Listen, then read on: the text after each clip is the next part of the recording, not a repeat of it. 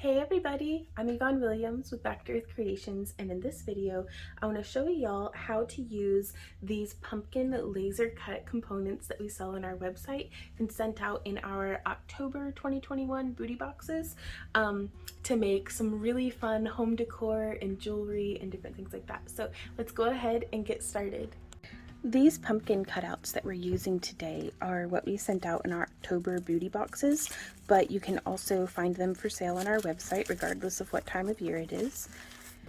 And you can expect yours with any of our woodcuts. They'll either be wrapped in this compostable tissue paper or in little upcycled plastic baggies.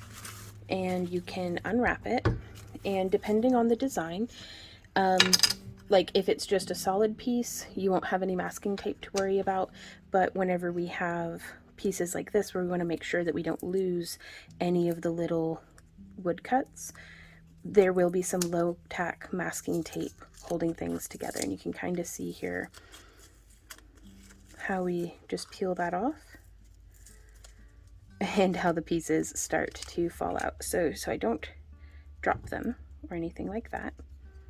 I'm going to go ahead and remove them kind of in order. There may be some little stray hairs of wood still holding things together that can be easily taken care of with a craft knife, but if ever you're get a defective one or it's broken or anything like that, just contact us as soon as you can and we'll help you to get that sorted out, because we don't know that there is a problem to fix unless you know that there's a problem that needs fixed. So this is, here you can see how that kind of lays out. You get these wood pieces that I think look really cool put together like this on maybe a bed of polymer clay, or you could like glue them together and electroform them into a little pumpkin, or you can resort them into other designs and use them in mosaics or something, or really just whatever makes you happy, do that. So those little pieces. Also, I really love this one just as a base for doing some really cool like PBO paint, like doing it like a tray and then doming with either UV resin, or I really like Art and Glow, their doming resin. That's just perfect for making your own little wooden backed cab out of.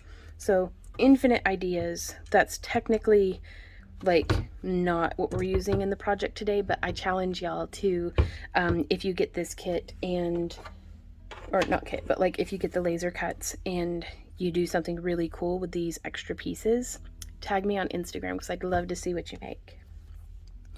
So the bulk of this project are these two pieces, and the initial way that I had thought to use them would be to paint this part with, or color it, or use chalk pastels or alcohol ink or markers or anything like that, and then using either like a diamond glaze or a Mod Podge Ultra or Mod Podge hard coat, or just some PVA glue or wood glue even, and seal it.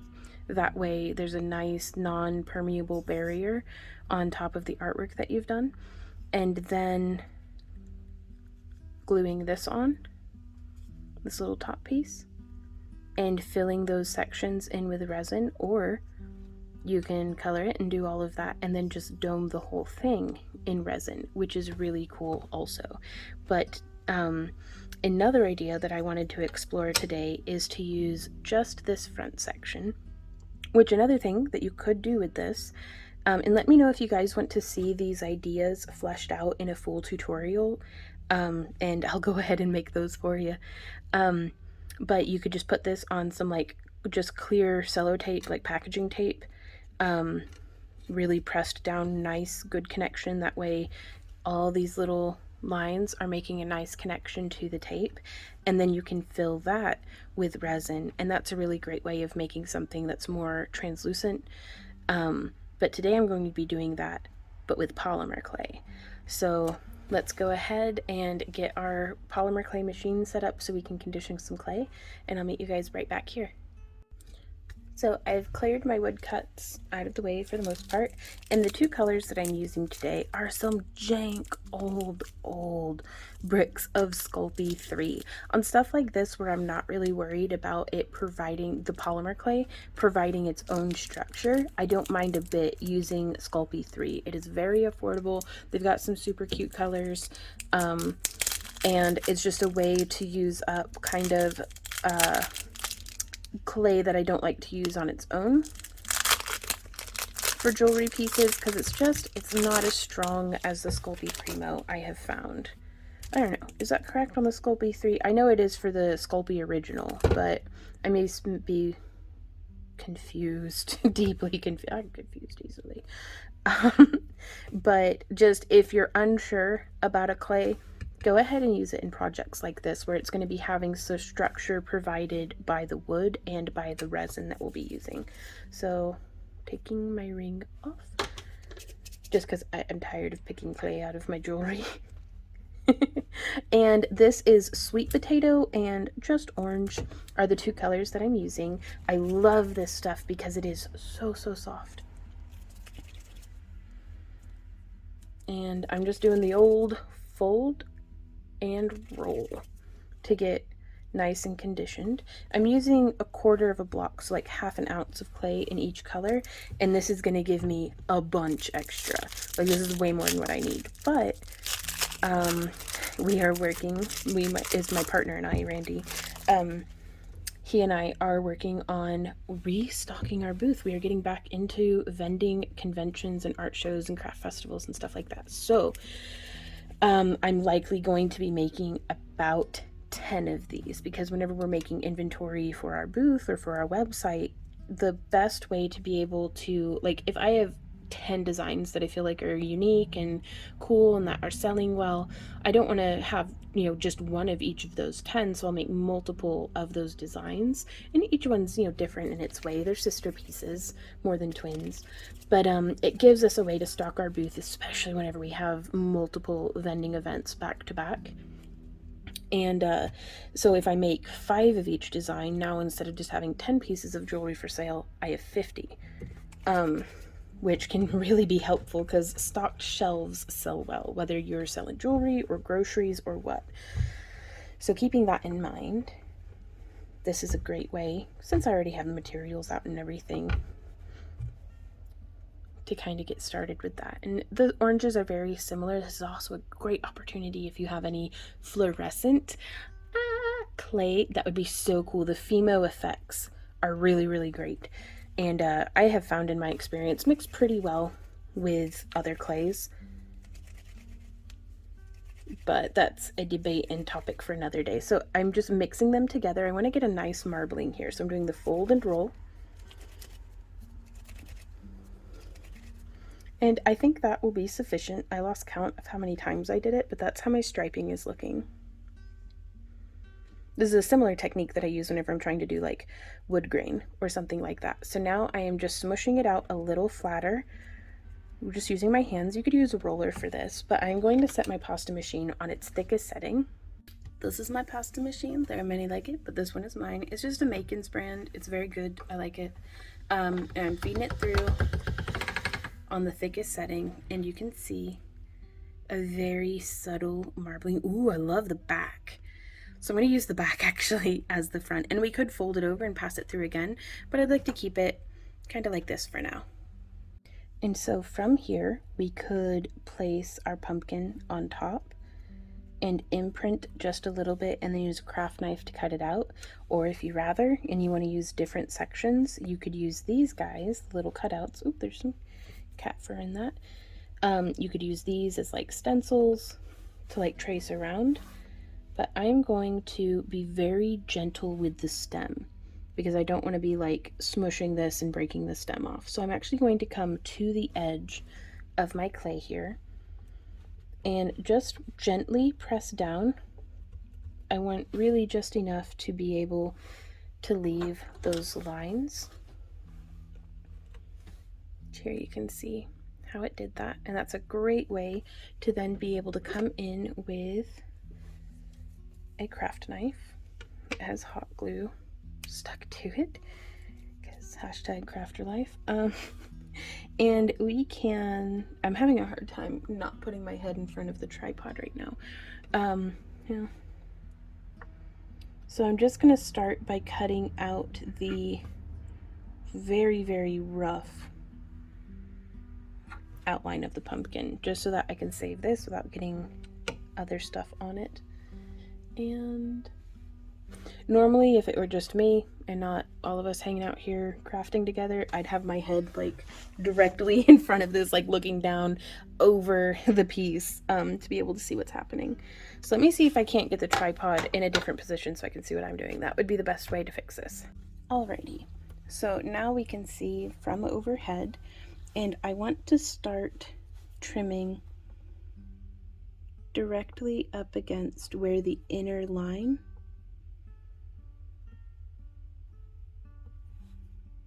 of the clay, like of the indentation. And we can carefully move that out of the way. And again, we could just go down right the middle of that indentation and get a very sort of loose, rough outline of it, and then come through and just trim away the excess. And so if you aren't feeling particularly confident in having a steady hand to trim this away, and don't feel like you have to do it in one stroke. Like, nobody is grading you on this, on like your execution or grace with, like, no, that's ridiculous. Stumble through it, have fun. That's the important part, was the having of the fun. Okay, so now also on this thickest setting, it's not going to give us a whole lot of room for doming with resin, which is okay. It's just something to keep in mind. And if you want to be able to really dome a lot of resin on there and get a cool like lensing effect, just come through and do a thinner setting on your pasta machine. So from here, we can now set it right there and just smush down. And then we can even drag a little bit, which, that was a bad idea, because you can see now that little bit of light through that bottom edge, but it'll be okay. We could also use a very small tile to be working on, because we are going to have to bake this, and that'll be okay too. So let's see now if this works. I'm going to kind of experiment away from the prototype that I'd made of this was just trimming and doing like how we're doing here, but I kind of want to see what happens for the sake of experimenting, because if it's a bad idea, at least I'll have figured it out, and then I can share that with you guys. That way you're not burning through your time in clay. Though I do highly recommend experimenting. Even if I experiment with something and you're like, oh yeah, that seems legit, try it for yourself. You may get a different result. And so from here, I'm actually going to take this tile so I can press evenly, face down, and smash. Nice. I love that. Okay, that might just be what we do next time. Maybe. Let me see. Because I do want to get in here and trim out that excess.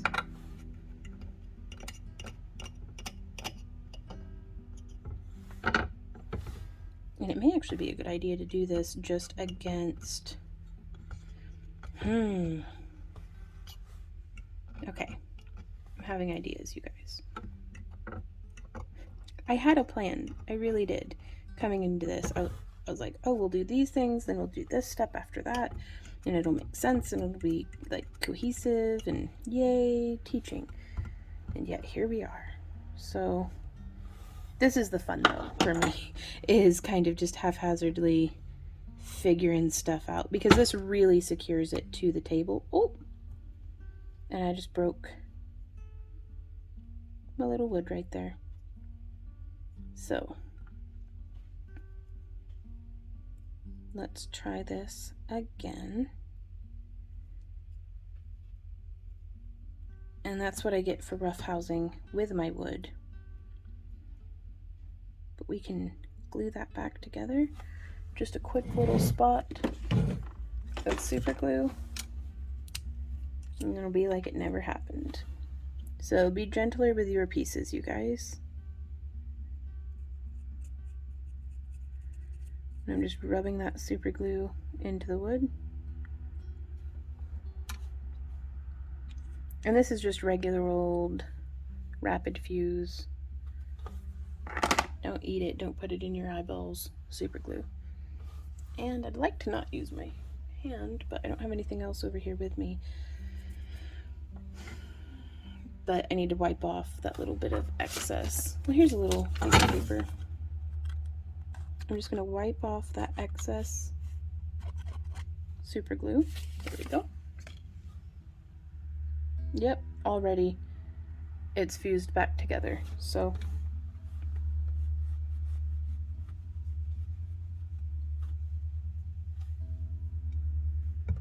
getting my scrap cleaned up, and what I'm going to use is 2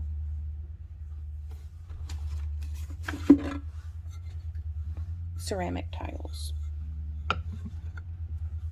One for pressing and one for baking on. So if you're doing multiple pieces, go ahead and do it maybe, because I use this large, like I think it's a 12 by 14 tile to bake on when I'm doing a bunch of pieces. So if you're doing that, you can kind of just like space out your clay. So now we have this here.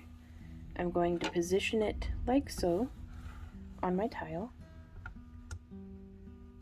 I'm going to take my wood and I'm going to position it so again, so that the stem is hanging off an edge. That's very important so that you don't break the stem off. And then I'm going to come in with our tile and just pressing evenly as though we're a hydraulic press pushing down a cookie cutter. Oh my gosh. That looks so cool. And now from here, we can lift and remove. Oh, that works so much better, you guys. Okay. And there is our little pumpkin. Oh my God, I love it. Like so much. Very, very cool. And now I'm not going to try to remove it off of the tile because the clay is like stuck pretty well. But once it's baked, we'll be able to get in there and just pop it right off. So this is a great opportunity that if you want to add any like stippling or stippling, I guess. Yes. Stippling, where you like poke it a bunch with like a ball stylus or something, that can give you some really cool textures. I kind of like mine just flat like that. So we will pop this into a preheated oven for 15 minutes at 275. I threw away the packaging. I'm pretty sure it's 275, but whatever clay that you're using, check the temperature and recommended baking times for your clay. So let's go ahead and get this popped into the oven, and then I'll meet you guys right back here. So we have the other pumpkin that we just worked on with the polymer clay in the oven, and I think they just make perfect little like fridge magnets if you want to put like a magnet on the back of it, or you can wire wrap it as though it were a cabochon and make it into like a focal point for your jewelry, or you could use a glue-on bail, or you could do a glue-on bail on either shoulder, or you could hand drill in very carefully, because it is a thin wood, into the wood and clay after it's been baked and put in those eye pins on either shoulder. But again, I'd like to, or even just drilling a little hole and doing a jump ring either there or there, but I really like them for use in like fairy scenes or fridge magnets or different things like that. But I know that in our booty boxes it's primarily geared towards jewelry, so I wanted to make sure that we did have some jewelry applications there for that one. Now I'm coming through on the base of this piece, and I'm experimenting just a little bit more. This is Lumiere paint by Jacquard. It's the Halo Pink Gold, linked down in the video description, and you could use whatever colors that you like to. And I am just coming through, and I want to almost grind this paint down into those little engraved crevices, because I want to try something, y'all. And I'm not entirely certain how it's going to work, because this wood doesn't always like getting wet. But we will see how that goes. because again, this video is more of a experiment along with me than a specific, oh, do this thing with that. Because a certain amount of hand holding is appreciated whenever you're new to something, but experimentation keeps crafting spicy, so we're spicing it up today. And I'm just using the cap of my paint pot as a palette.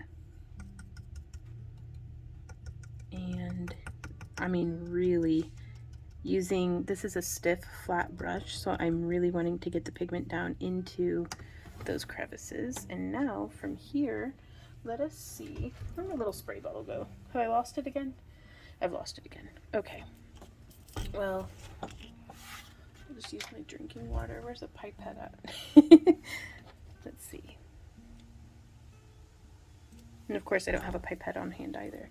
So I'm just going to come through and drop some droplets of water onto our pumpkin here. Boop. We could even use the tip of our paintbrush.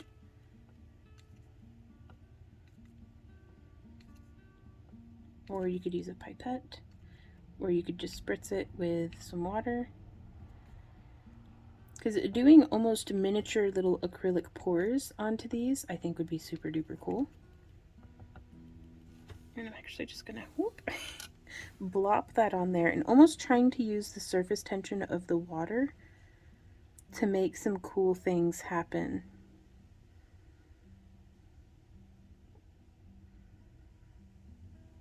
So now we may be running into some problems because once we get, I think I put too much water on there.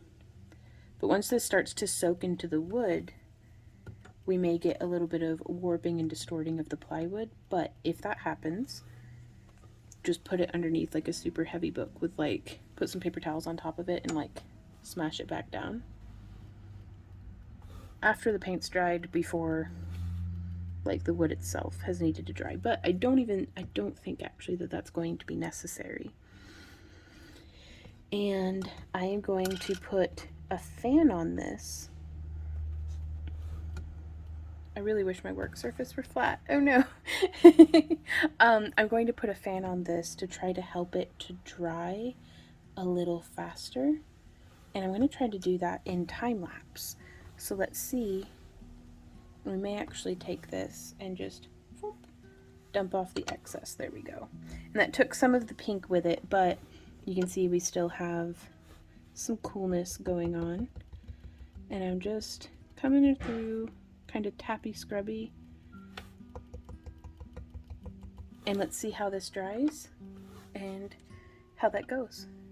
Okay, so I have had this for about 15 minutes sitting with a fan on it, and it's mostly dry with the exception of just a little bit of pigment that's still floating around. So I'm going to set this off to the side and we'll unveil what it looks like when we're all said and done, because I have a very warm tile that just came out of the oven from our other pumpkin. So let's actually do that on camera. So there's the one we just baked, and it's darkened down a little bit, but I'm going to set this guy boop, right on there to take advantage of the heat of the tile to potentially help, because this tile is hot, like about 275 degrees actually. So you can see the wood held up fantastically, but I'm going to get this set off to the side so that we can see how it ends up looking. It's a fun little experiment. So now you can see how easily this popped off without having to worry about like anything really. So that was nice. And I'm just letting it cool on our ceramic tile. Just letting the heat sink on out of it. It's still quite warm to the touch. But you can see here, if we had used like a translucent clay perhaps, how the light might be able to come through it, and you could use this for like a little window hanging or something of the sort. It is, I'm not gonna lie, a bit big for jewelry, but I don't know, nice little statement piece, really. And if I were to make this into jewelry, what I would do is use some of this wire here. Very, very soft, like it's a dead soft aluminum wire. And I would just shape some loops. There's one loop, and there's two loops about the width of the shoulders. And I know I've got, here they are. Just some little metal snips. So we'll snip off that extra. We want to position our loops in a way that they are lined up with the shoulders of our piece. And what we could do from here is we could either snip these off or spiral them in. So again, just gonna, and this is, you don't even need any pliers to work with this wire. So I'm just gonna make a little spiral like that and snip. And now from here, we can just use our fingers to curl that spiral in, and we're going to do the same thing on the other side. So whenever I'm doing wire wrapping tutorials, I call this an itsy bitsy spiral, but I'm going to start the bend with my thumb since we don't have a whole lot to hold on to here, and just come around like that. This is a very messy cousin to the itsy bitsy spiral, but it works. Get another little snip in that wire, and then shaping this around with our fingers. And this actually gives us quite a bit that we can have either be embedded into more clay, or we can use resin or something like this diamond glaze to layer up over this bit here, and we either let it cure or bake it, and from the front, depending on how much of a loop we wanted to show, you could have it there or you could have it there. And that gives us a point where we can attach maybe some leather or cotton cord or some macrame, or we could do some wire work or bead work, or more polymer clay beads might be really cool. So that's how I would do that. Or you can do little glue-on bales, which are like a pre-made thing. I'll have my suggested glue-on bales down in the video description below. But I actually really like how this looks without any additional paint or anything on it. We could leave it just nice and matte like this, or we can come through and use this spray Mod Podge Ultra, which is one of my favorites for whenever I don't want to mess about with risking leaving brush strokes, and I have it in matte and gloss. Let's do the matte one or the gloss one. No, let's do the gloss one. And I'm just going to shake it up nice and thorough. And this is a wonderful thing to have a little bit of scrap paper underneath, because otherwise you can clean off these tiles with just like a razor blade or something, but it's nicer to not have to. And then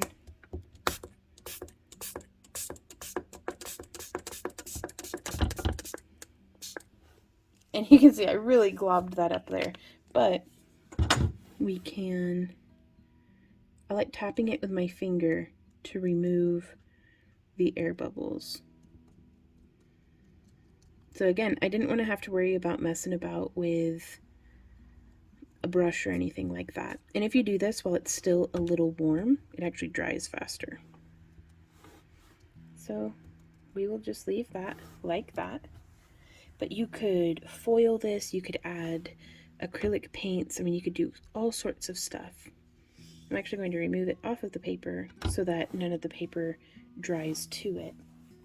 And we will let this dry and come back to it shortly.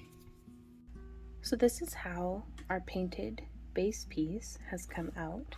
And I've got another little section like this, the little pumpkin cutout that we can put on top of it.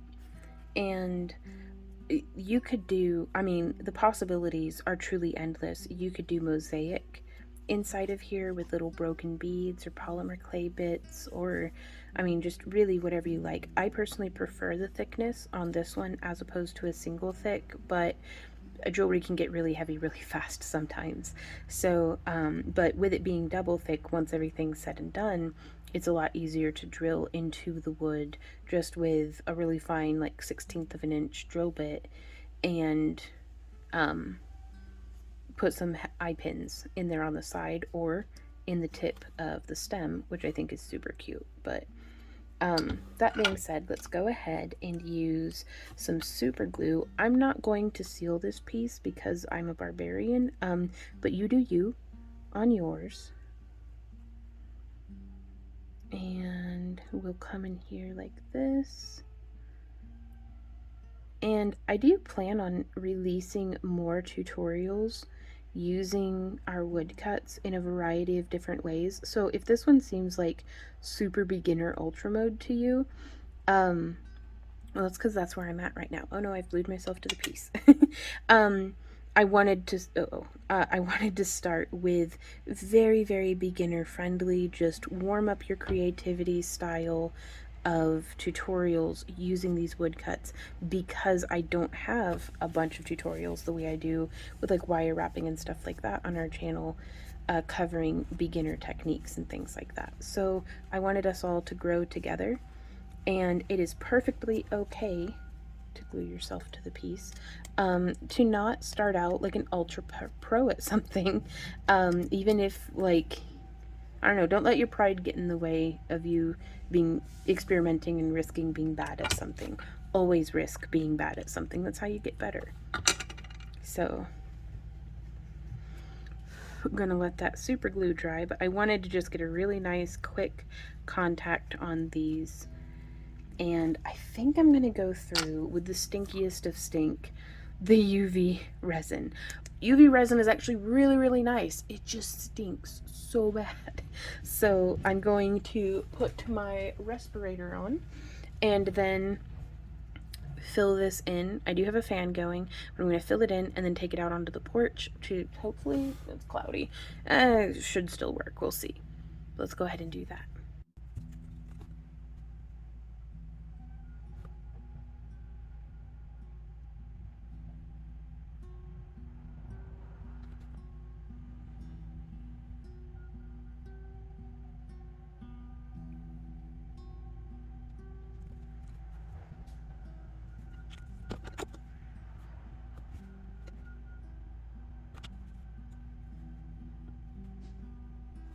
Okay, this is a nightmare.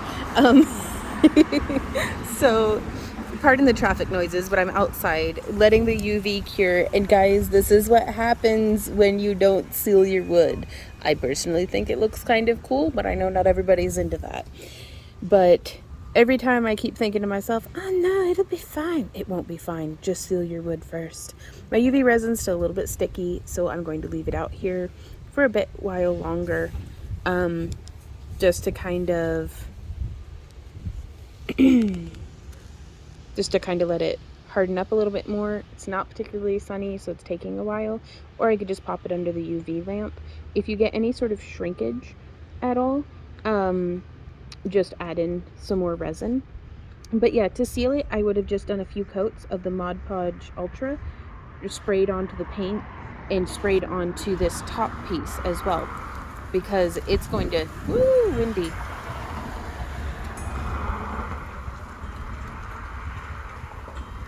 Because it's going to be releasing air bubbles into your resin as well. So that's something to keep in mind. So we're back inside where hopefully it's a little less noisy.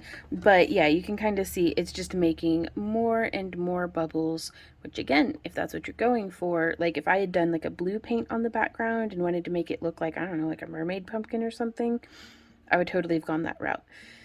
But just spray sealing, like maybe painting a couple coats of Mod Podge or white glue or wood glue onto the wood pieces before putting them together, would have helped prevent a whole lot of that bubbling.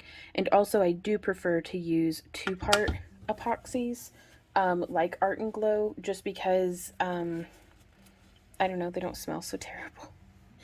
But yeah, so that's how these came out. I feel like they could really use some work. This is like noob level. Let's see how we can level this up in future tutorials. thank you guys so much for joining me here today. I do hope that this was helpful to you. If you have any questions, comments, or ideas, please leave them down below, or you can email us at backtooearthcreations@yahoo.com with any questions that you might have or pictures that you want to share. You can tag us on Instagram, and all the links for everything are down in the video description, and that's for where, if you want to get your hands on some pumpkin cutouts, or if you like the kind of resin that we're using, or you just want some helpers to get you started shopping, links for the tools and materials are down below, and shopping through those greatly support our channel without any additional cost to you. We also, if you're interested in supporting the channel, beyond just liking and beyond liking, sharing, and subscribing, I was trying to be professional. I was. You can consider joining our Happy Crafter Club, formerly known as our Craft Along Club, and where we send out booty boxes. We do all sorts of behind the scenes content, our Friday after parties, exclusive coupons, just all sorts of stuff. First dibs on our shop updates. And we're trying to add new stuff all the time for y'all. So be sure to check that out. And thank you guys again. I do hope that this was helpful to you. And I look forward to seeing y'all next time. So until then, happy crafting. Mwah! Bye.